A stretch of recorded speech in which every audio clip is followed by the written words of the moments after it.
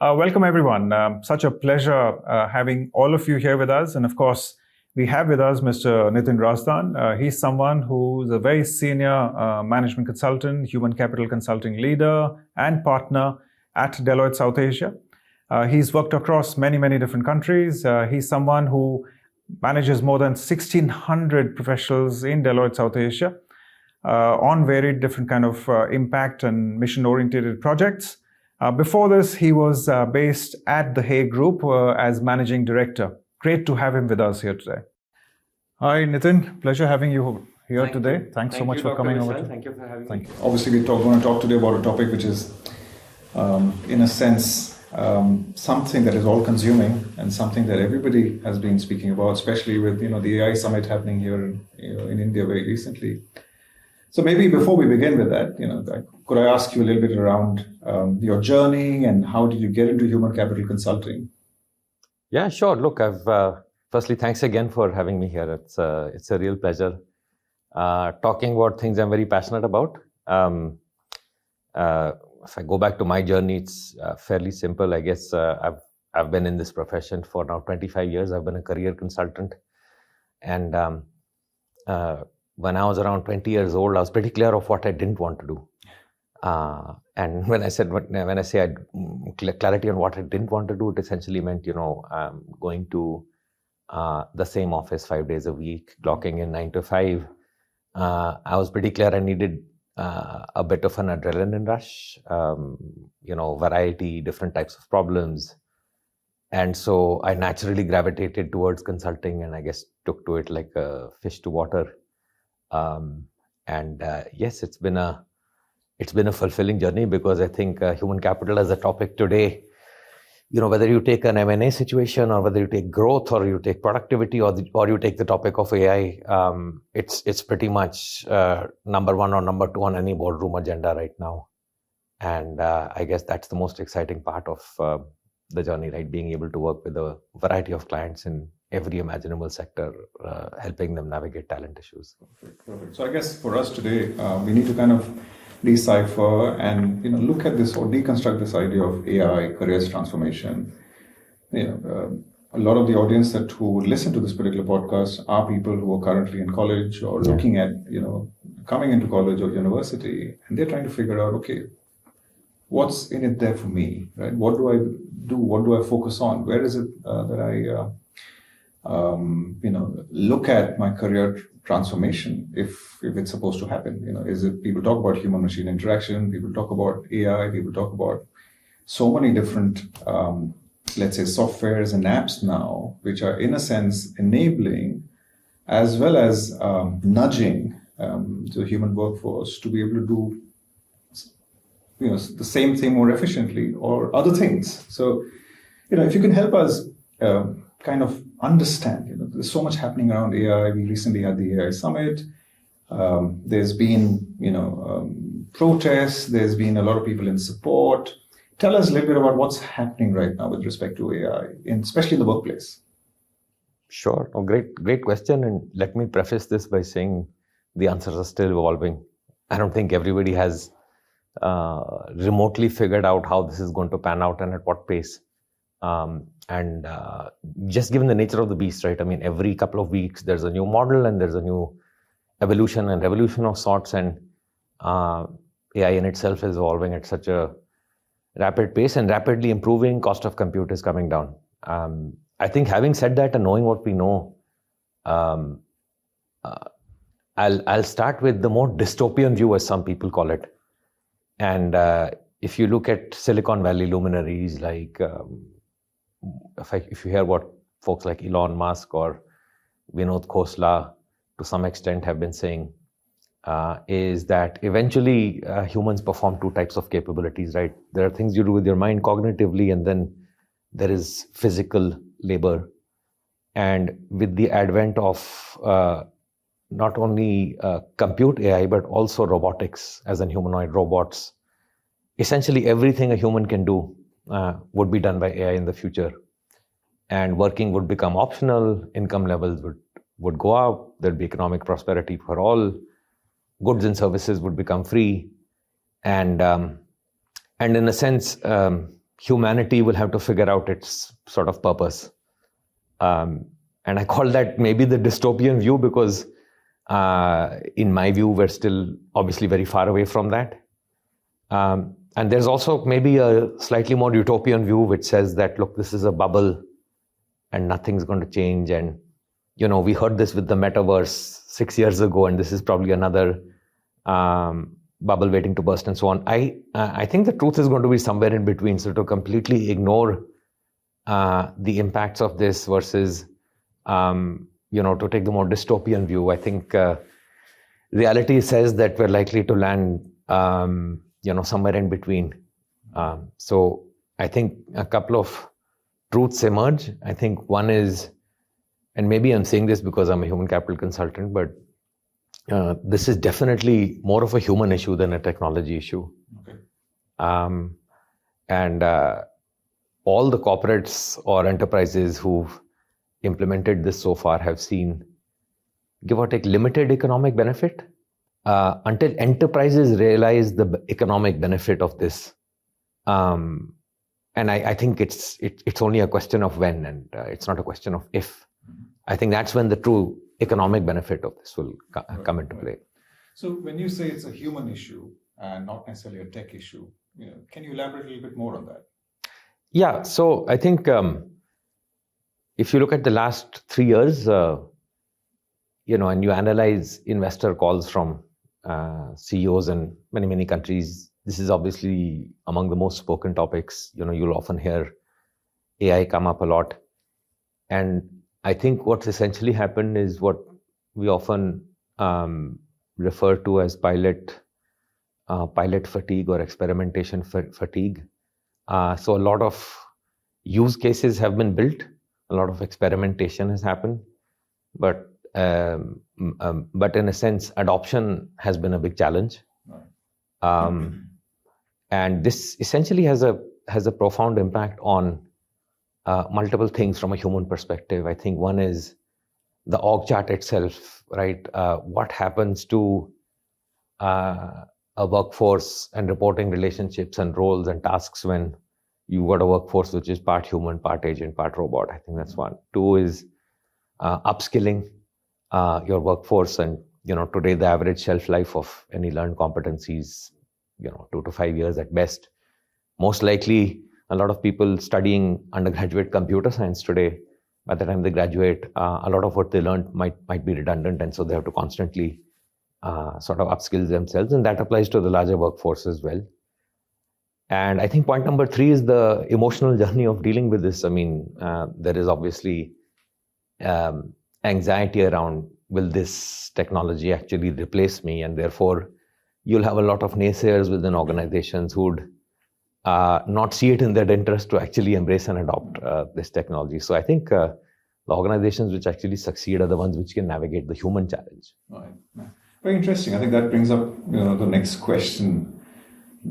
As a very, very senior human capital consulting leader, managing more than 1,600 people across different regions of the world, what are the more common misconceptions about AI in the workplace, AI related to people at the workplace right now, amongst leaders, amongst everybody else in the organizations?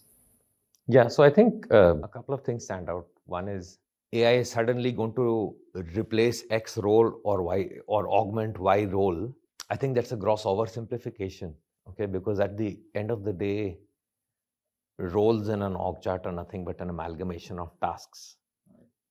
And the impact of AI is going to be at a task level, which means it could be 30% of a role being augmented or replaced, or 80% of a role. But the important view to take is tasks and not roles. I think that's number one. Number two, and I talked about pilots and experimentation, and I think a lot of FOMO sentiment around, let's build an agent here, let's build an agent there. And the success rate has been low because a lot of enterprises have tried building agents for the sake of building an agent, but have they really fundamentally reimagined their workflow?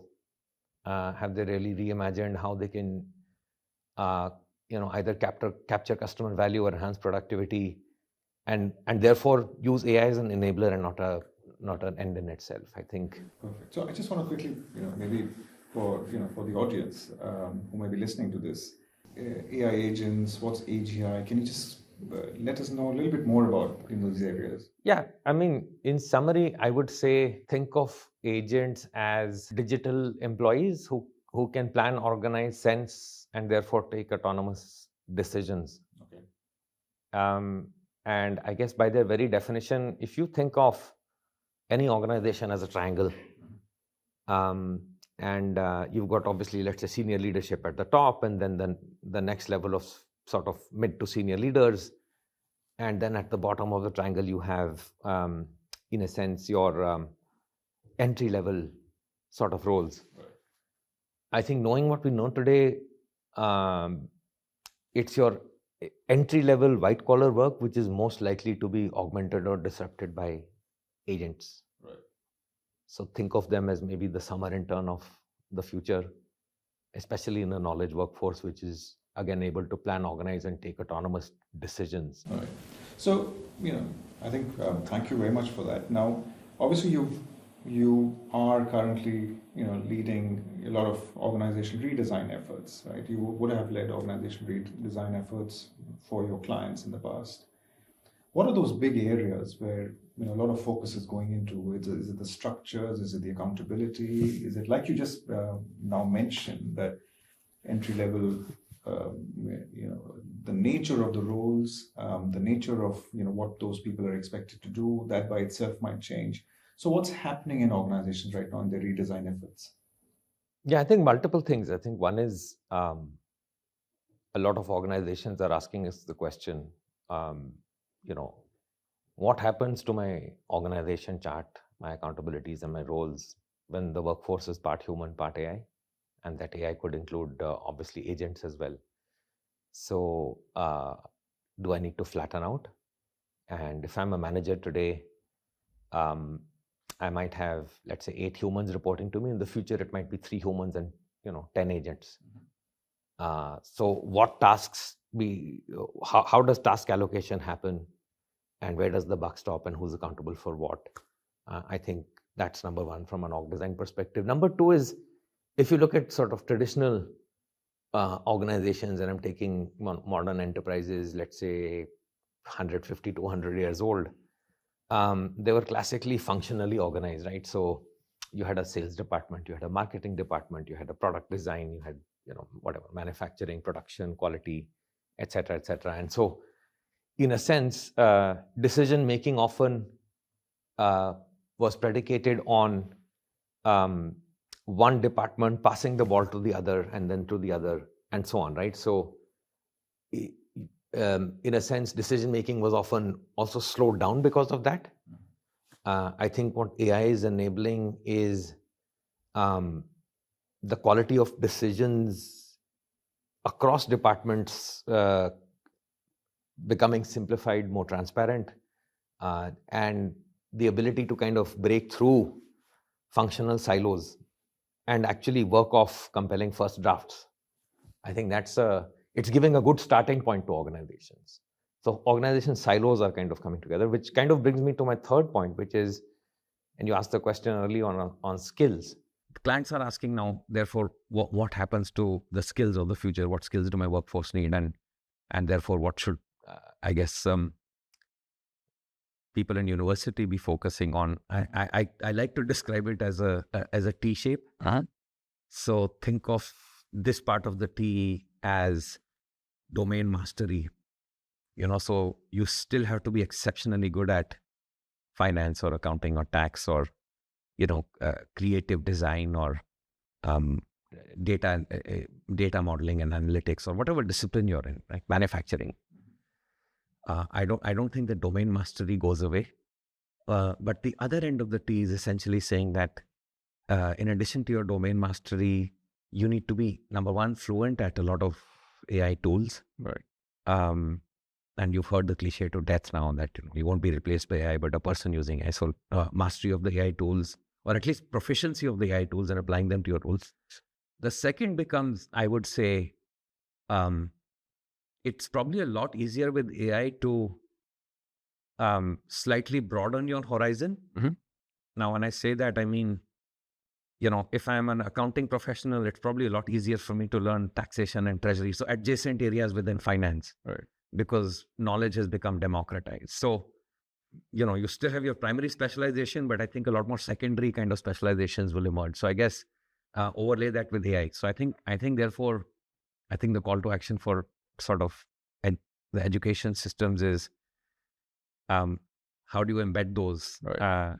right at a grassroots level in student curriculum, Right. and therefore prepare them for the workforce of the future. So I think you brought up this, you use the word augmented, and I've recently heard this whole idea of augmented human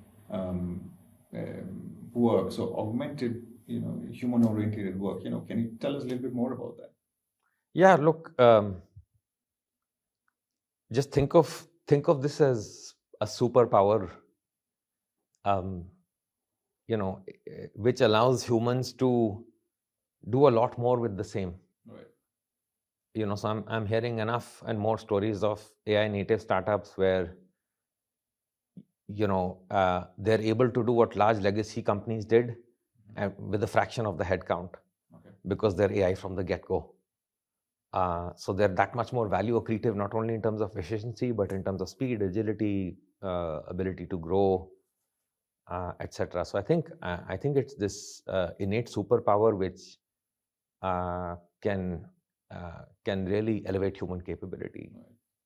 In a nation of 1.4 billion and growing, and at the same time, we talk about demographic dividend. Will there be enough for everyone to do to be able to maintain, a certain kind of, let's say, quality of economic life, if we can call it that? And if it is to be maintained, what do people need to do? I think knowing what we know, I'm very optimistic on the Indian demographic dividend.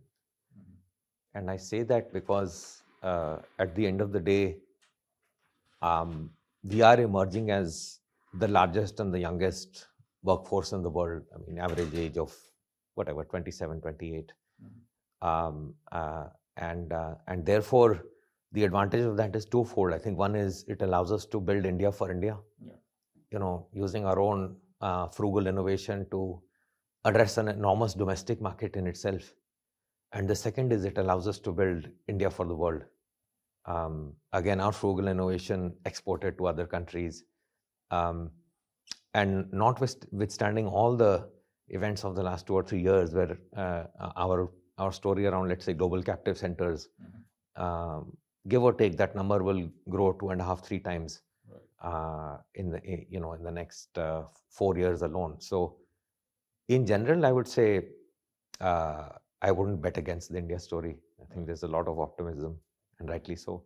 That's good. And I think that's important because nowadays you also hear about the fact that the AI, in a sense, has been or is becoming the great leveler, right? So a lot of nations possibly have 5 billion or 10 billion people, and technology, in a sense, has maybe made them more competitive from a global standpoint. So, but I think it's good to know that a nation of 1.4 billion with the whole aspirational orientation to education and learning and skill building, I think there's a lot that we can achieve through what's happening at this moment as far as AI is concerned.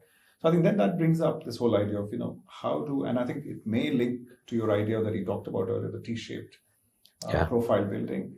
Is one, what do individuals or what do people, young graduates, do at this moment to become more employable, and of course linking it up to what should universities do in the process? Yeah, sure. I think a couple of things are pretty clear, right? I mean, the vital human skills of the future, I would say, number one, there's a big difference between intelligence and wisdom, right? Intelligence is, okay, you're trained off a certain set of data, and so, within that parameterization, what are the best decisions you can make? Wisdom is your ability to navigate uncharted territory, blind spots, look around corners. And I think what's evident is that wisdom will hold you in good stead, and that's innately a human skill. Linked to wisdom is judgment. So I think that's one very clear human skill.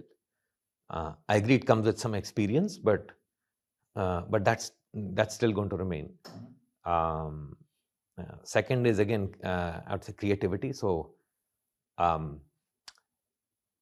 sort of being able to set a vision and direction that's inherently going to be human led. But I guess what it also means is, today, me with, let's say, zero programming background, I was building I was building a game with my 10-year-old daughter yesterday on Anthropic. We were just fooling around at home. None of us had done coding in our life. We actually built a reasonably fun HTML game. I guess we'll be able to produce movies or those sorts of things, right? So inherently, if we have some kind of a vision, we don't need to be programming experts. The best programming language in the world is going to be natural English. So creativity, I guess, stands out. The third is actually, of course, if you're leading, then being able to inspire, coach others in the journey. And the fourth, I guess, if a lot of the so-called grunt work is being done by agents, the important skill for the workforce is going to be verification, audit. Because can you pattern recognize and track where the agent is going rogue or where the agent is going wrong? Can you validate what the agent is doing, course correct it, coach it, train it? I think basically build around AI. I think that'll probably be another very, very crucial human capability in the future. Perfect. So I would imagine, it requires a lot of openness, to kind of transform ourselves. It requires a lot of openness to be able to learn new skills, especially in the tech area. So your domain will not go anywhere. Your domain mastery is absolutely critical. Absolutely critical. But over and above that, what is it that you do to be able to ensure that you kind of are able to set yourself apart? Yeah, absolutely. So now, the other day I was listening to some of the speakers, from the World Economic Forum, right? And there was a conversation around AI. The way it's going, geographic location will not matter as much anymore, right? And which also then means that the focus on immigration from a particular part of the world to another part of the world, the relevance of that will also kind of, maybe go down, right? So, what I'm trying to argue or, ask is that, with AI and its, in a sense, democratization across the world, its usage, the development, it's, will that make moving to a geographic location less relevant if you can stay back in India and actually learn the skills and, move forward? Well, in my view, I think that's a bit of a oversimplification. Okay. Because when you look at immigration per se, I think there are other factors influencing it, right? I mean, to start with geopolitics. There are many countries today, especially in the Western world, where which are sort of clamping down on mass immigration and promoting more onshoring and local hiring, et cetera, et cetera. So I think there is a populist sentiment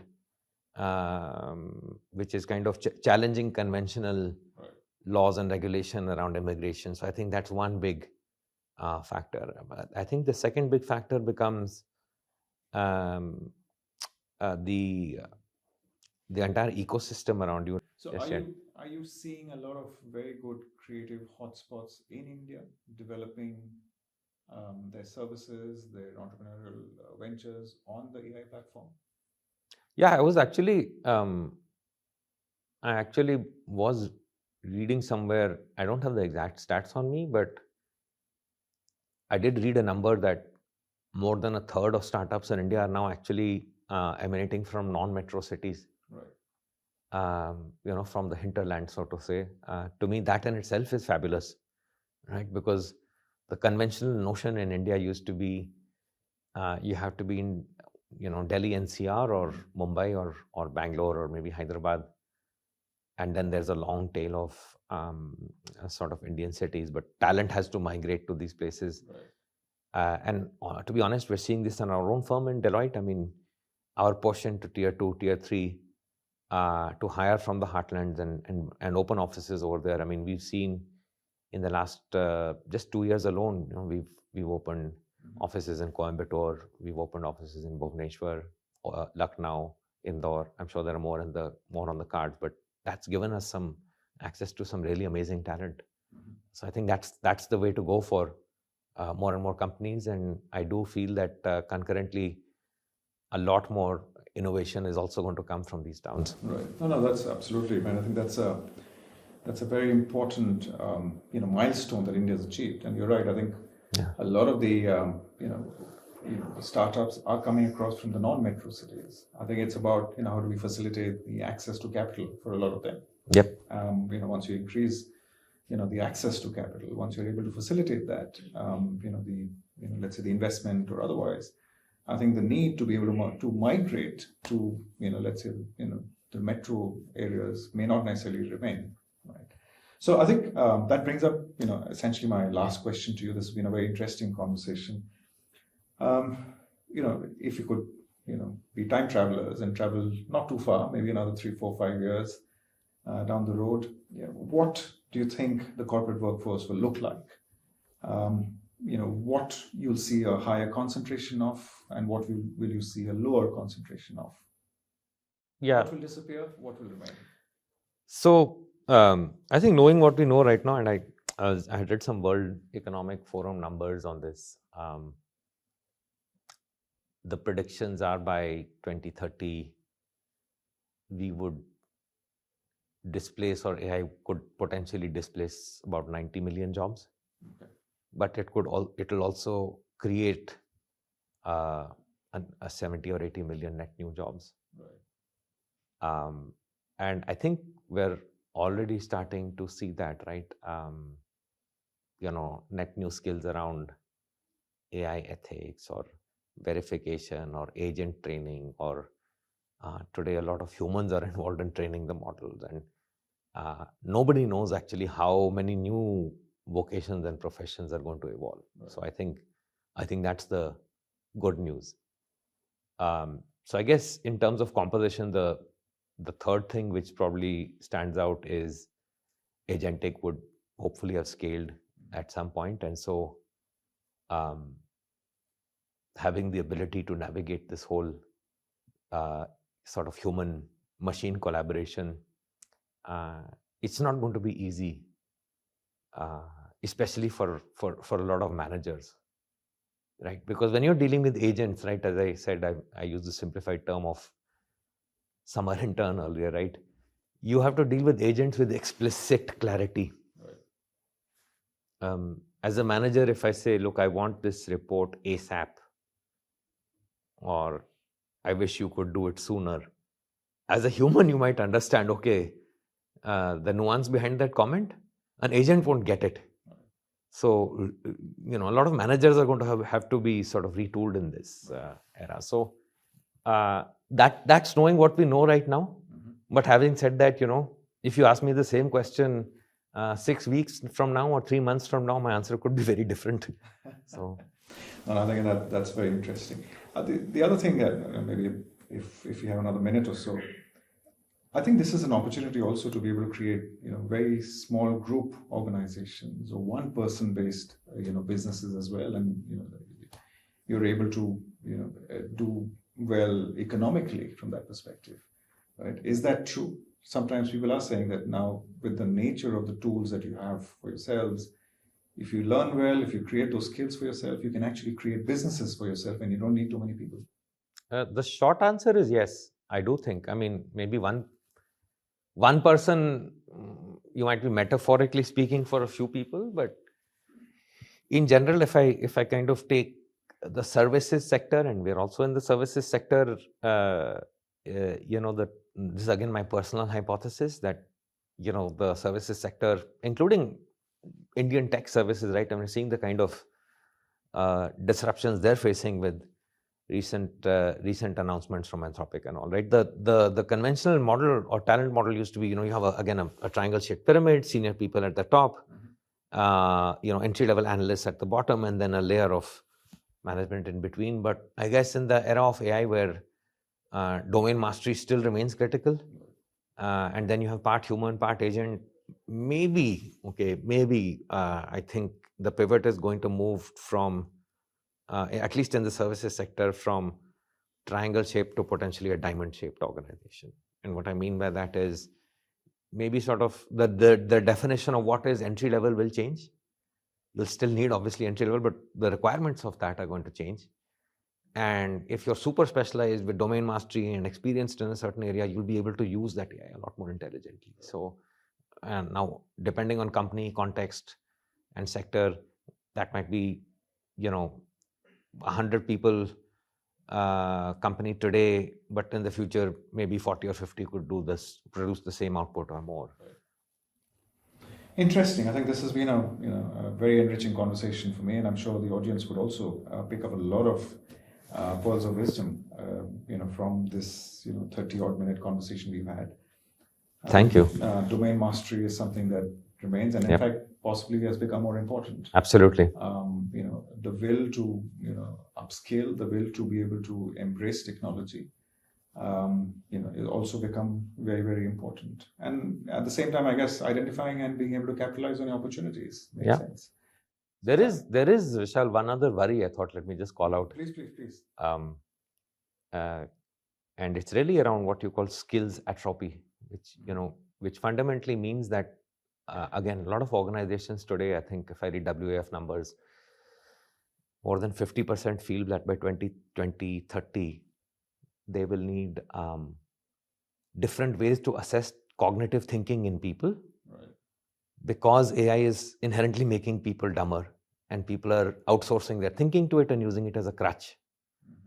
And so they'll need to assess talent in a non-AI environment, right? Get them to a room and actually probe their ability to think. So I think that's also one inherent watch out over here. Domain mastery is important, but again, don't use it like a crutch. So.